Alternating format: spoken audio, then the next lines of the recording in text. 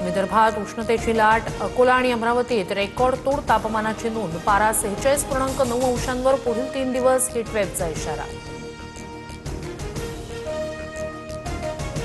देशातील सर्वात उष्ण 15 शहरांमध्ये महाराष्ट्रातील 3 शहरं, अकोला अमरावती नंतर आणि आता वर्ध्यात पारा 46 अंशांच्या पार, नागरिकांना काळजी घेण्याचं आवाहन. जगातील 100 सर्वात उष्ण शहरांपैकी 95 शहरं एकट्या भारतात. बहुतांश भागांमध्ये पारा 46 अंशांच्या उंबरठ्यावर. हिमाचल प्रदेश, ईशान्य भारत वगळता इतर भागांना उष्णतेच्या लाटेचा इशारा. उष्माघातामुळे राज्यात 8 जणांचा बळी, गेल्या 2 दिवसात 4 जणांनी जीव गमावला. 2 दिवसापूर्वी लातूरमध्ये 9 महिन्याच्या बाळाचा उष्माघातानं मृत्यू. मराठी सक्तीच्या मुद्द्यावर आज मंत्रालयात बैठक. परिवहन मंत्री प्रताप सरनाईक यांच्या दालनात दुपारी 12:30 वाजता बैठक. संजय निरुपम यांच्यासह रिक्षा टॅक्सी चालक संघटनांचे प्रतिनिधी उपस्थित राहणार.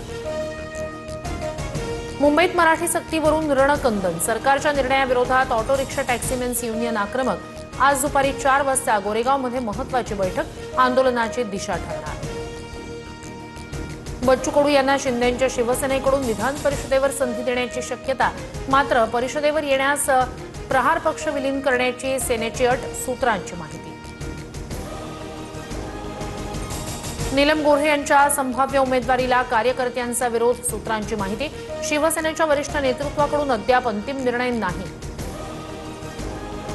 राष्ट्रवादी काँग्रेसच्या कोर कमिटीची आज बैठक. विधान परिषदेच्या जागेबाबत निर्णय होणार.